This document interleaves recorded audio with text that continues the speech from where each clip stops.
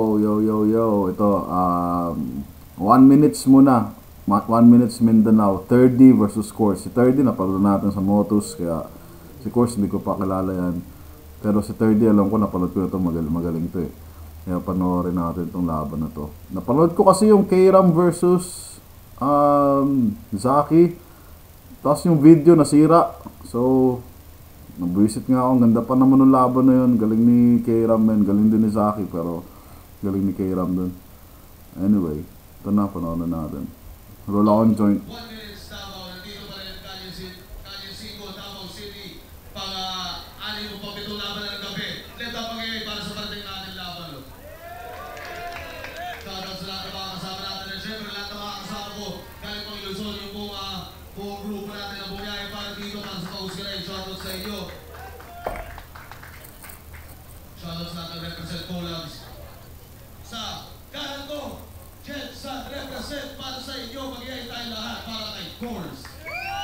Course ka pala, shoutout sa ating budget sa Rapat League, Heavyweights, Course. Price, saka MQCD, COJ. Price.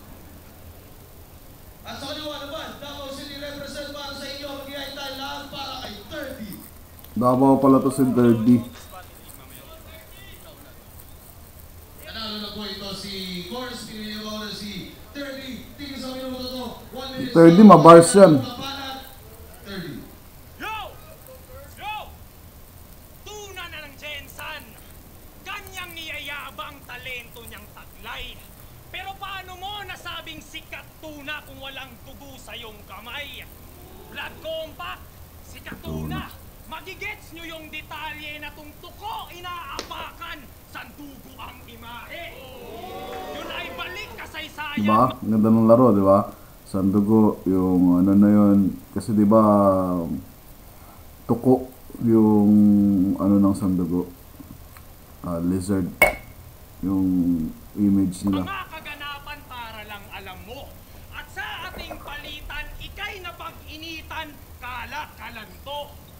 May sinasabi ba Kalakalanto. to? Pag siya daw nag-basketball, 5-step, no dribble. Puta, nagra-rugby ata to. Grabe yung laruan mo, Chong. Di na travel tawag doon. Bakasyon na yon. Tangina mo ka?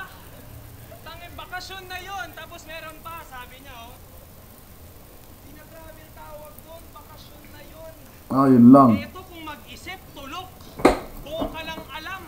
Siguro yung ring nila nakakabit sa nyog, tas bolat, durian. Pagpatuloy mo lang, magbubunga yan. Meron pa, sabi niya, oh. Patuloy mo lang, magbubunga yan. Lumaki to sa streets. Sanay sa suntukan.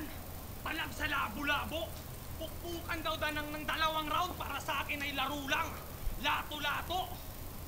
Pero sige, pagbibigyan kita. Nakalimutan ko pero tatandaan mo magbabayad. Muna pa at pakinggan natin. Medyo nag-choke lang konti si 30 doon. Nakalimutan niya yung panapos ng linya. Ewan ko kung hinugot niya yung lines na yun sa iba niyang round or sa ibang laban yung galing or whatever. Or freestyle. Ako'y pambato ng syudad ng kampiyon. Laban Uy, sa pambato ng okay, syudad ng sa mga course, tirador. Mas kusapang multiple champs ako LeBron James na all around na naging peace sa West. Number 6 at all-time best ikaw. 30. Number 3, D-Wade. Ibabalik ko si D-Wade sa Miami. Click-clack bang! Cause you've got hit on your chest. Patay na yung hitman bang! Sunod-sunod yung putok sa dibdib. Bang! Sabog-sabog yung tunog kada kalabit-bit. Bang! Durog-durog yung loob sa mga bala na siksik. Dapat kasi hindi ako kinalaban. Tingnan mo uwi ka tuloy duguan. Pagkatapos kitang binalaan o duguan. Di uwing si Bak, sakit nung taga Davao na bitch. Nilagyan ng putas sa dibdib na parang halaw sa blitz. O halaw sa blitz. Di pagkuha ng kaluwa. Halaw yun sa ang kanilang blitz. goal. Pwes ako Korea galing South. Di mo makukuhaan ng soul. Tatanggalan kita ng puso. Sabay yung beat mawawala. Buti nga, mawawala yung big tray sa screen na parang it bulaga. Round 1 pa lang sinabayan kita sa iyong laro. At alam mo kung same force, dito papalarin. Kahit nalutuin, parang palpak na fine dining. Kasi yung main course, di mo makakain. Yun. Bigay ko kay Course yung first round. Mas maganda yung aggression niya, mas malinis yung round. May dalawang punchline siya sa medyo huli na maganda, yung sa Itbulaga. Yeah. 30. Ako'y bigla ang nagka-movement nang di inaasahan na parang may turret. Habang ikaw panay baton na angle pinapaikot. May turret. Tas mahusay daw ang puta. Bato na Tol, angle. malabo kang maging Kenshin kahit may bato sa iyong linya. Nagmamatapang, Yan na. pero halatang panggap to. Kung usapang suntukan, tulog mo na lang, ganun din naman bagsak mo. Itong nabig mo, Rick, matik sa akin Yeah. natutuhog. Natatawag ako na adik kasi kada battle dumudurog. Ikaw nga may linya kang, call me Vince Carter cause I'm the Lord of this ring. Tangina mo, praning. Ako, di Vince Carter, pero kita nila yung pagkasik ko sa ring. Yung reference mong desperado, linya yon ni Zero Hour. 6 sa ring. Grabe ba? Yeah. Naispit pa yun? Kinuhanan mo pa yung zero, tangina negative na yun. Heavyweights daw kasi si pare, panay tae sa alitan. Sikto, pues kung sulat pan sarili, diarrhea shit mo. Diarrhea ang shit mo. Root. Puro root. Nabugat. Puro root. Nabugat. Pinahirapan, di ba? Galing. Tinapos yung laro ngayon, pinakitaan. Maganda yung scheme, ganda ng pagkakagawa, ganda ng pagkakalatag, malinis, daming laro. Yeah, lakas yung round ni 30 kumpara sa round 1. Kasi nga, nakalimot siya eh. Yeah. Gusto ko yung mga cut words niya, magaling siya sa ganun, yung kakat niya yung words, tapos mag-iiba yung meaning, tapos yung wordplay niya. Galing. Diarrhea. Lebron! Di ako Puro rin rot. yun! Tapos pusi kalaban, di ka tigre. Sa bibig mo na mismo nang galing na sagot mo ang paglipad sa motos, abati na timbre. Na yun na yung paraan ni MZ para masabing magaling mga taga-Davao. Kasi nga, di ka libre. Kasi sino? Di ka libre. Kasi sino mas lango sa atin sa battle rap? Ikaw, nalasing ka lang sa mga dinurog mong nakalaban. Habang ako, isang general na hinubog ng digmaan. Alam ko, nasa Luzon ka naghalimaw. Pero tandaan mo, nasa Jensa ng tunay na digmaan sa Mindanao. Na hindi ikaw ang future ng Davao o hindi ikaw. Ikaw ang present. Kaya kitang ikahon at balutin. Mas may chance ka pang magkampiyon sa motos kaysa ako ay talunin. Kasi di porkit adik, durog na siya ako. Nakapunta ka na ng semis kasi kalaban, puro kasi bano. At kahit nasa likod mo si kamatayan, patay ba? Dami malalakas sa motos, man. Orochimaru. Kaya sige laro, halika. Sunog mga sulat mo sa akin na parang post office doon sa Manila. Kasi ako, heavyweight na sick. Wala ka pang talo. Heavyweight. I'll chase this bitch and make him bleed. Hahabulin ka ng aking mga paa. Gusto night, you can't escape defeat. Defeat. Bigmana at Mike natin. Ayos lang. Bigay ko kay 30 yung second round. Mas lumabang siya dun. Obvious naman. Ito, round 3. Dukto ng SGR.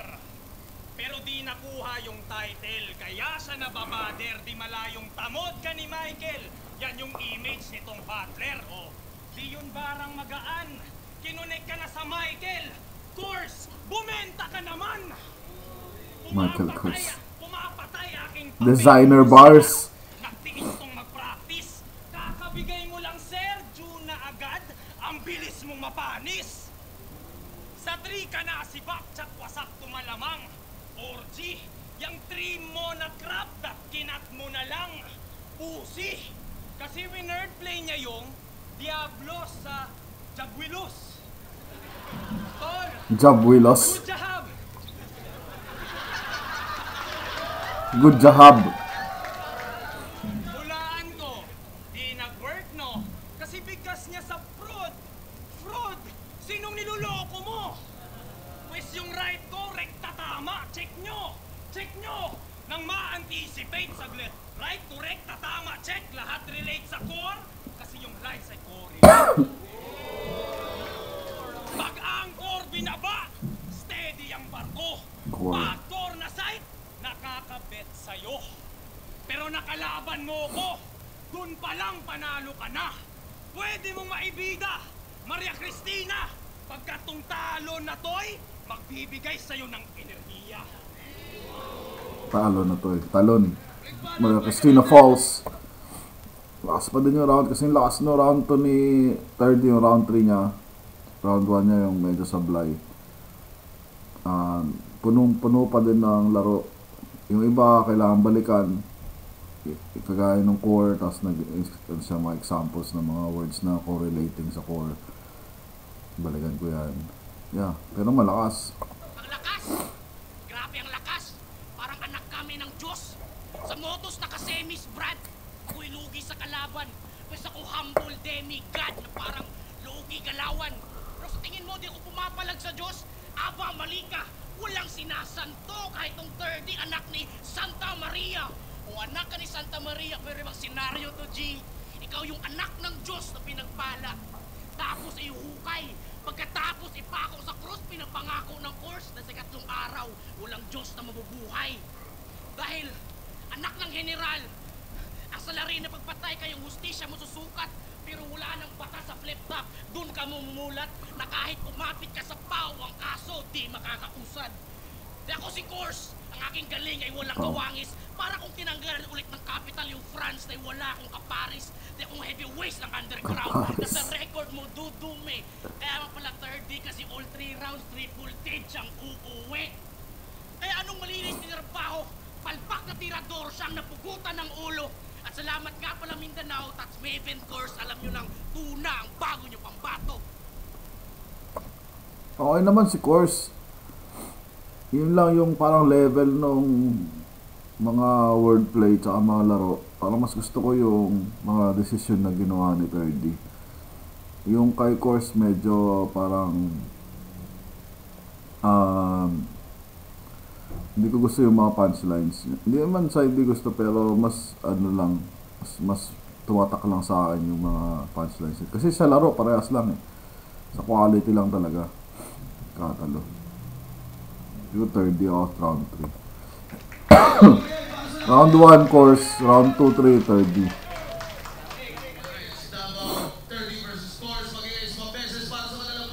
Pero para sa akin lang yan.